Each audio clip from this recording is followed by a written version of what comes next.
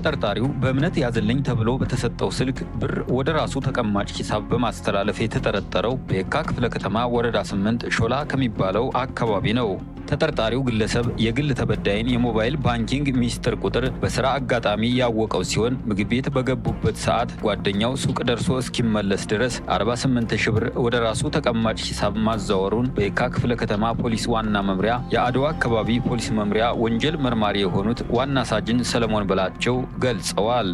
የግል ተበዳይ ጉዳዩን እንዳወቀ ወዲያው ለፖሊስ ያመለከተ ሲሆን ፖሊስ ምርመራ በመጀመር ወደ ተጠርጣሪው የተላከውን ገንዘብ በማረጋገጡ መዝገቡ ተደራጅቶ ለአቃቤ ሕግ መላኩን ዋና ሳጅን ሰለሞን ተናግረዋል።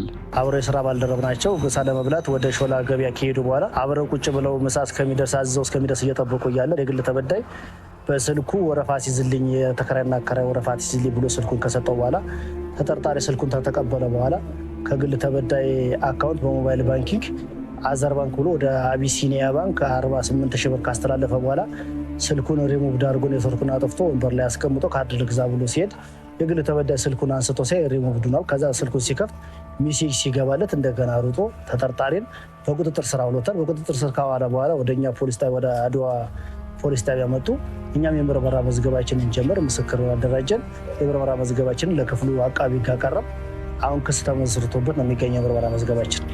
ሰዎች የግል ሚስጥር ቁጥር የሆኑ ነገሮችን በተለይም ከባንክ ጋር የተያያዙ ጉዳዮችን በአግባቡ በመጠቀም ለቅርብ ጓደኛም ቢሆን ይፋ ባለማድረግ ስልካቸውን ለራሳቸው ብቻ በመጠቀም መሰል ወንጀልን መከላከል እንደሚያስፈልግ መርማሪው ዋና ሳጅን ሰለሞን መልእክት አስተላልፈዋል።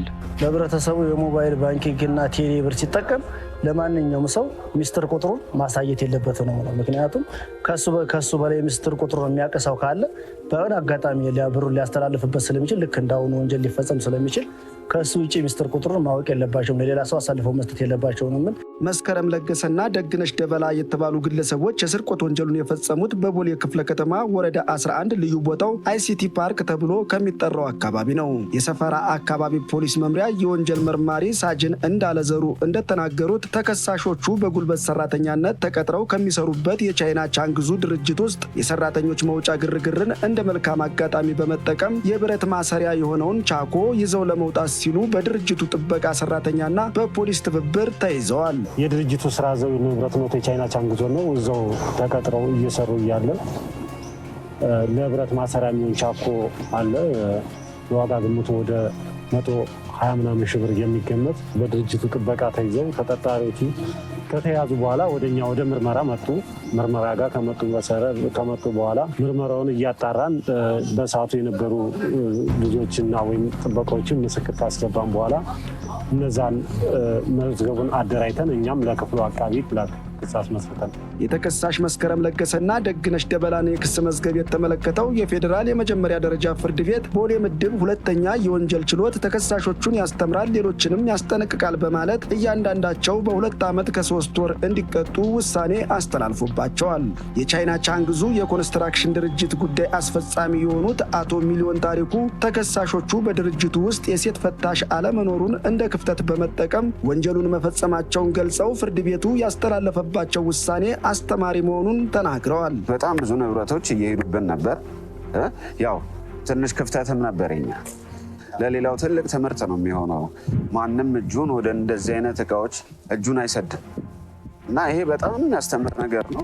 የመንግስትም ሆነ የግል ድርጅቶች ሰራተኞችን ቀጥረው ሲያሰሩ ተገቢውን ክትትል ማድረግ እንዳለባቸው ሳጅን እንዳለ መልእክታቸውን አስተላልፈዋል። አንደኛ ሰራተኛ ሲቀጥሩ በውል ባለው መንገድና ህጋዊ በሆነ መንገድ ሰርቀው ቢሄዱ እንኳን ነገ ተገኝተው ለፖሊስም ሆነ ለተለያዩ የህግ አካላት ለእነሱም ተያዥ ባለው መንገድ አስገብተው በተያዥ ቢያስገቡ፣ በድርጅቱ ላይ ደግሞ ማንኛውንም ሰራተኛ ተቆጣጣሪ አስመድበው ማታ ሲወጡና ሲገቡ ተፈትሸው እንዲገቡ ቢያደርጉ የተሻለ ይሆናል ብዬ ወንጀሉን ይቀንሳል ብዬ አስባለሁ።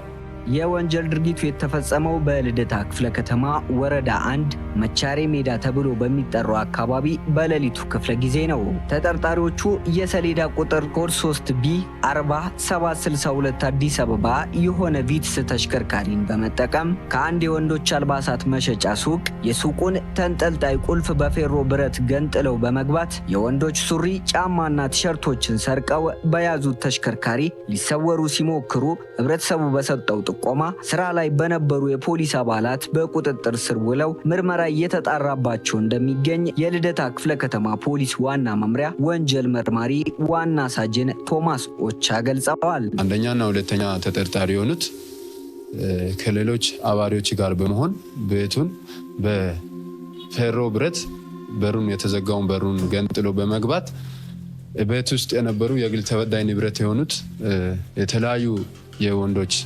ሱሪዎችና የተለያዩ ቲሸርቶችን እንዲሁም ጫማዎችን በአጠቃላይ ዋጋ ግምታቸው 2,910,000 ብር የሚያወጡ ንብረቶችን ሰርቆ ሲወጡ አካባቢ የነበረው ህብረተሰብ ጉዳዩን ተመልክቶ ለሌላ ህብረተሰብ ባሳወቀው ምክንያት አካባቢ የነበሩ የፖሊስ አባሎች ደርሶ ከተጠርጣሪዎች አንዱን በሳቱ እጅ ከፍንጅ እዛው ይዟል። ከያዙት በኋላ በዛ ተጠርጣሪ መነሻነት ባደረገነው ምርመራ በዚህ ጉዳይ ላይ ቀጥታና በተዘዋዋሪ ተሳትፎ ያላቸው 6 ተጠርጣሪዎችን ይዘን ምርመራ እያጣራን እንገኛለን። በዚህ በምርመራ መሃል የተወሰነውን ኤግዚቢትን የማስመለስ ስራ ሰርተናል። እንዲሁም የኛ ብቻ ሳይሆን ከዚህም ቀደም ከሌሎች ክፍለ ከተሞችም እነዚህ ተጠርጣሪዎች በተመሳሳይ ሁኔታ በዚህ በሌሊት ክፍለ ጊዜ ማኪና ተሽከርካሪ በመጠቀም እንደዚሁ በሰብሮ ስርቆት ፈጽሞ የወሰዱትን ንብረት ኤግዚቢት ጭምር የማስመለስ ስራ ሰርተናል። ዋና ሳጅን ቶማስ ኦቻ ባስተላለፉት መልእክት እንደገለጹት ወቅቱ የክረምት ወቅት በመሆኑ ጨለማንና ዝናብን እንደ ምቹ አጋጣሚ በመጠቀም የሚፈጸሙ ወንጀሎችን ለመከላከል የንግድ ተቋማትም ሆኑ ድርጅቶች ጥበቃ በመቅጠር አካባቢያቸውን በንቃት እንዲጠብቁ ባስተላለፉት መልእክት አሳስበዋል።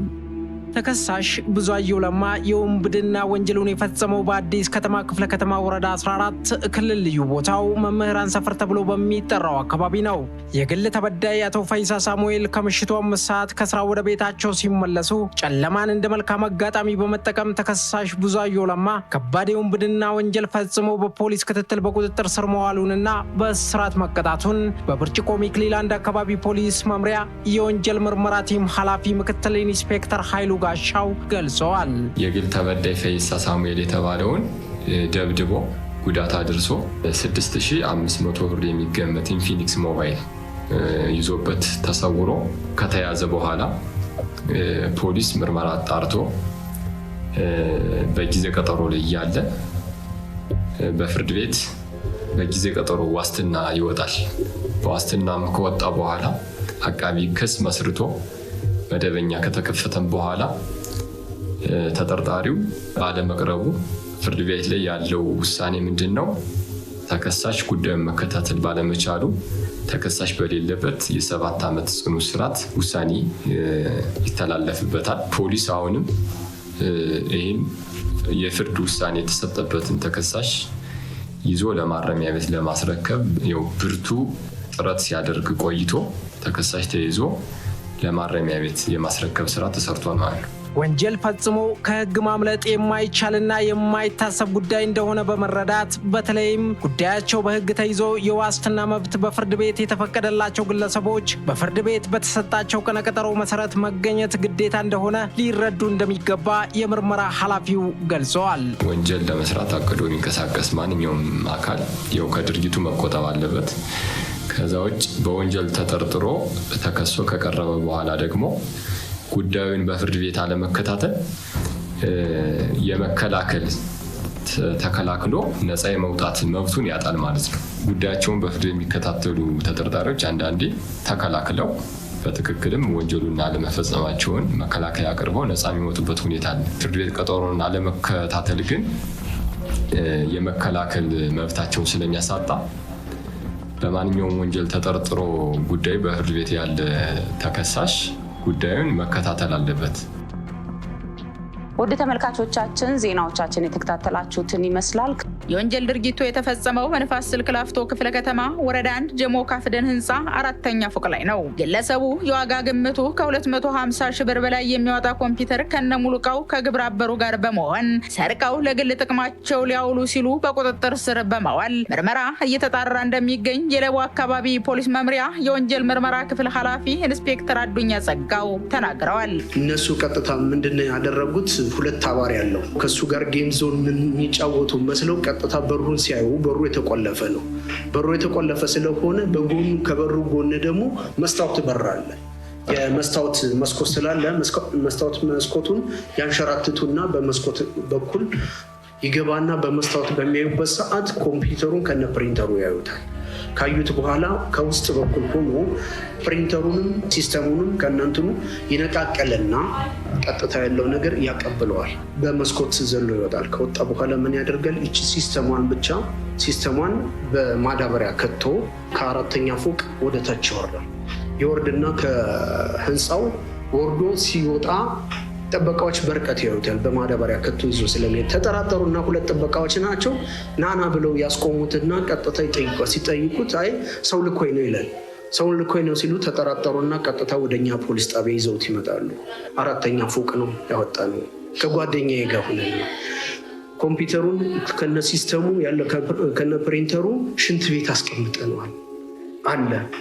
ስለዚህ መርቼ ማሳየት እችላለሁ። ከደበቀበት 4ኛ ፎቅ ላይ ከሽንት ቤት ያለውን ነገር ሲስተሙንና ፕሪንተሩን ቀጥታ እንደገና መርቶ ያስመለስንበት ሁኔታ ነው ያለው።